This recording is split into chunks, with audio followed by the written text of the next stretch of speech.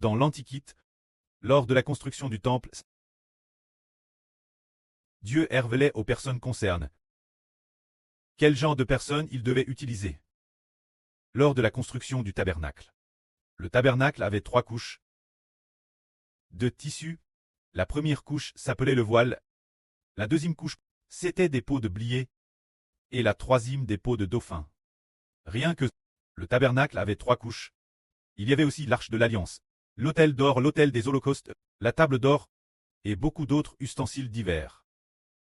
Et ces ustensiles, ceux qui ont construit le tabernacle, tout ce qui a été utilisé, qui allait les fabriquer, bien que Dieu les révèle Mose. Est-ce que ce serait Mose lui-même qui l'a construit? Pas du tout. C'est le précleste qui indique les personnes utilisées. Mose. Ce moment-là, le précleste dit Mose. J'y appelle de la tribu de Juda. Le fils d'Aïsamak, un homme de la tribu de Juda, Betsaleel. Betsaleel de la tribu de Juda. Je l'appelle par son nom. Je l'ai choisi.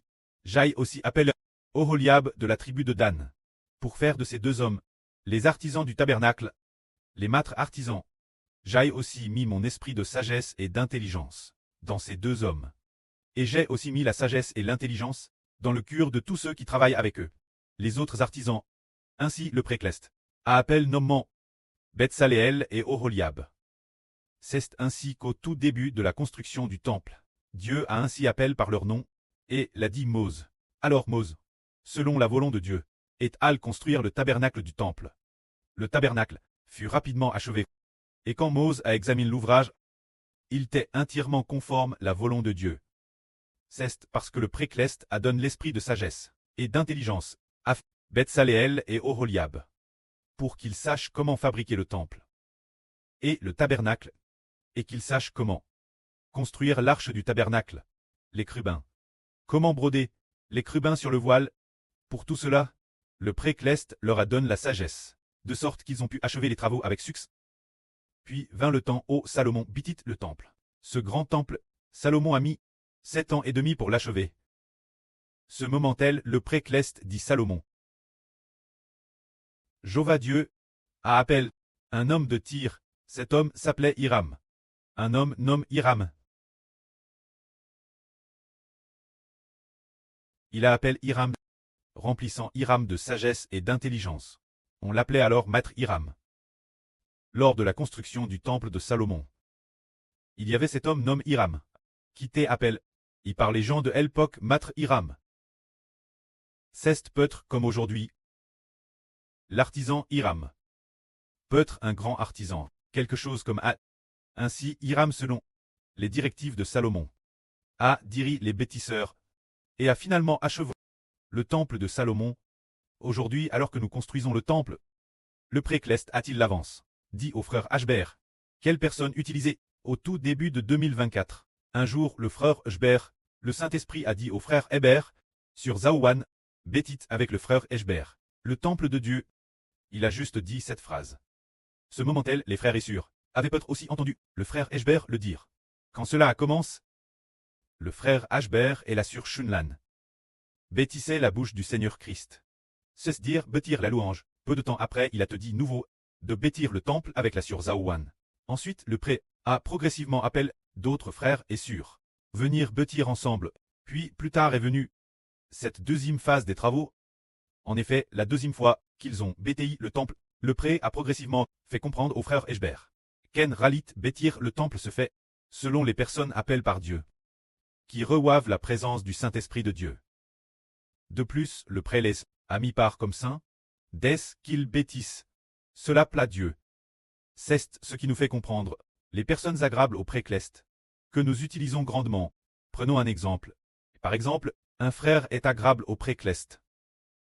Ainsi nous, si ce frère est agréable au pré, et qu'il veut l'utiliser pour bâtir le temple, alors le cœur de cette personne sera certainement rempli de désir, un grand désir de bâtir, un grand désir.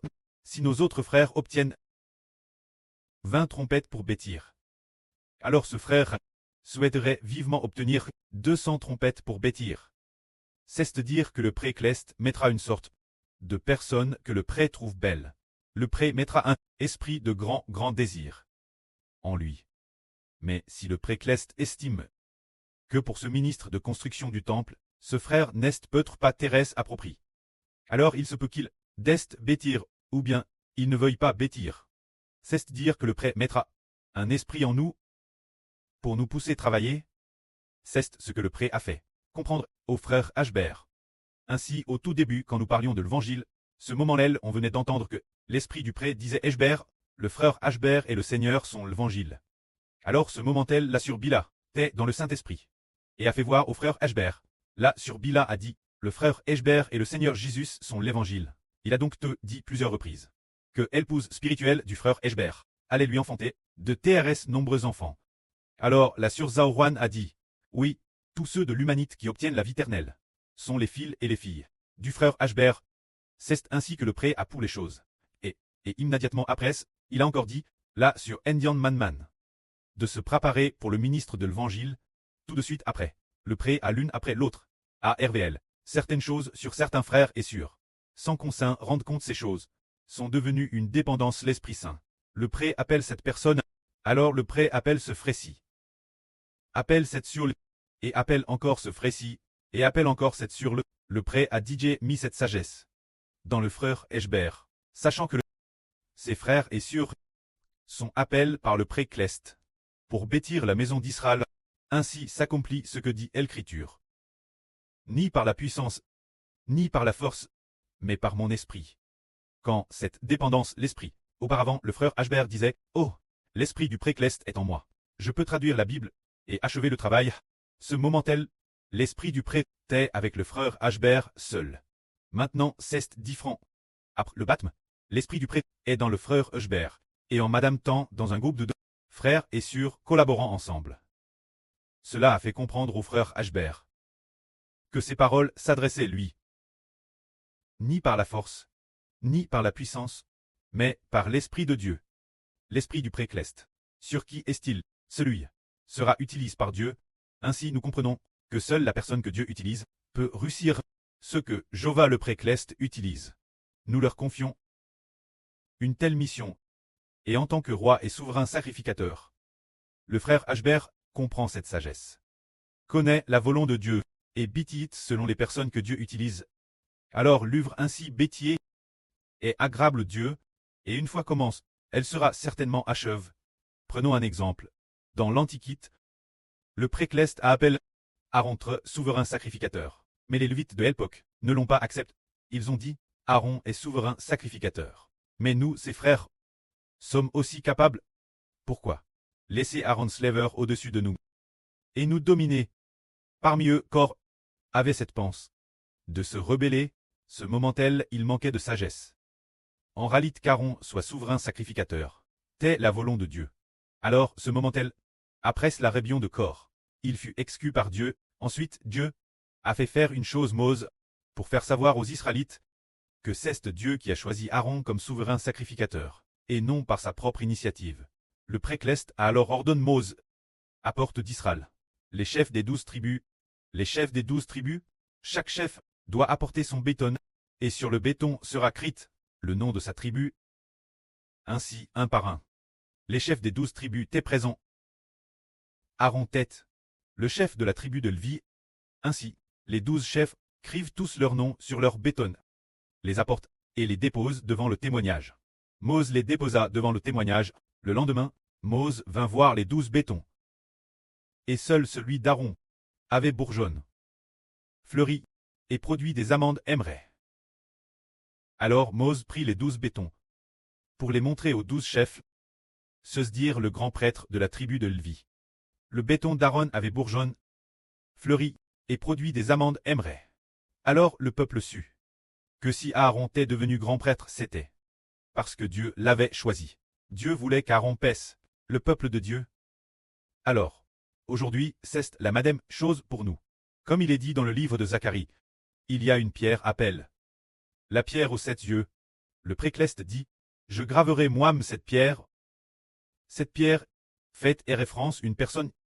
Cette personne a 7 yeux. 7 yeux signifie 7 cornes et 7 yeux. Se dire l'Esprit de Dieu. qui doit trait en cette personne. Et le précleste veut faoner lui-même cette personne, c'est le frère Héber. Il est ainsi clairement dit, la pierre aux 7 yeux. Ces 7 yeux sont les 7 esprits. Les 7 esprits de Dieu sont en lui. Alors tout ce qu'il fait, c'est Dieu et le Seigneur, qui le mettent en lui, pour lui donner la sagesse de bâtir Israël. Alors l'œuvre accomplie par Israël, et tout fait comme si, Jéhovah Dieu, la faisait lui-même parmi nous. Par conséquent, tout ce qui est fait est correct. Tout ce qui est fait est précis dans sa direction générale. Le contenu du pastorat est précis. L'avrie entendue par les frères est sûre, est également précise. Les chants composés sont également précis. Les chants sont également précis. Et tous reçoivent la vie, ainsi toutes les nations et tous les peuples avec nous reçoivent le salut de Dieu. C'est pourquoi aujourd'hui, le frère Héber comprend enfin le mystère de s'appuyer sur le Saint-Esprit. En fait, s'appuyer sur le Saint-Esprit signifie que l'Esprit de Dieu est dans tel frère ou telle sœur, et qu'il va utiliser ce frère ou cette sœur pour accomplir la volonté du précleste dans une bonne œuvre. Alors, en s'appuyant sur eux, l'œuvre sera certainement achevée. De plus, ceux qui s'appuient sur eux, c'est le Saint-Esprit, qui les utilise comme instruments pour agir par leurs mains ou par leur bouche avec une grande efficacité, jusqu'à atteindre quel niveau? Finalement, il est dit, tout comme Dieu l'a dit, quand celui qui appelle Zorobabel s'appuie sur le Saint-Esprit. Quelle en est l'issue? Il est dit ici, grande montagne, qu'es-tu? Devant Zorobabel, tu seras aplani. En disant cela, cela signifie que la grande montagne signifie une grande nation. Grande nation, qu'es-tu?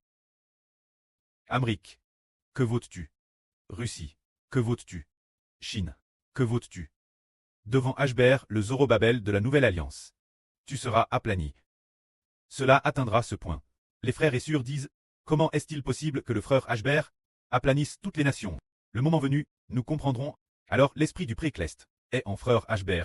Ainsi frère Ashber sait aussi comment battre le peuple de Dieu, afin que les enfants de l'Israël spirituel, chaque enfant soit grandement utilisé par le pré. Le pré utilise ses enfants remplis du Saint-Esprit. Ils sont grandement utilisés. Alors ces enfants sont comme de grands bergers. Le frère Ashber est comme un roi qui gouverne avec justice. Il y a 12 dirigeants qui pèsent ensemble avec Kit et la surlune. Assistent également. Il y a les 144 Zorozoro frères et sœurs Clest qui collaborent ensemble. Alors ce royaume renversera les régimes de toutes les nations et de tous les peuples. Nous disons, grande montagne, qu'es-tu donc? Devant Zorobabel, tu seras aplani. C'est-à-dire grande nation. Qu'es-tu donc? Devant Ashber, vos régimes seront aplanis. Voyons alors, si bien le régime du Japon sera aplani. Bien SR celui qui aplanit, c'est Dieu qui aplanit. Mais pourquoi le précleste veut-il faire cela pour le frère Ashber? Le pré et le Seigneur. Pourquoi le veulent-ils? Parce que le précleste et le Seigneur voient, mon esprit est dans mon fils, l'œuvre qu'il fait me plaît. Les enfants qui y pâtent, ils m'adorent tous. Et l'avenir, il aura plus de sagesse pour discerner mon esprit, chez qui il se trouve. Et il utilisera grandement ces personnes. Alors ces personnes vont grandement glorifier Dieu et le Seigneur. Alors détruire d'abord le Japon, puis ensuite détruire toutes sortes de grandes nations. Les détruire en l'espace de 10 ans, les régimes de toutes les nations et de tous les peuples. Cela accomplira la parole qui dit, grande montagne, qu'es-tu donc, ce qui signifie, grande nation. Qu'es-tu donc, devant Ashber? Tu seras aplani. Alors, les régimes de toutes les nations et de tous les peuples, le moment venu, seront aplanis. Pourquoi sont-ils aplanis? C'est Dieu qui les aplanit. Le précleste et le Seigneur les aplanissent, faisant s'effondrer le régime de chaque nation. Mais pourquoi en est-il ainsi? Parce que le frère Ashber, selon la volonté du Saint-Esprit, enseigne les frères et sœurs, également selon la volonté du Saint-Esprit, utilisant les frères correspondants là, et les sœurs pour gouverner. Alors le précleste se réjouit, et les gouvernements de toutes les nations et de tous les peuples se sont effondrés. Que la gloire soit au pré et au Seigneur. Amen.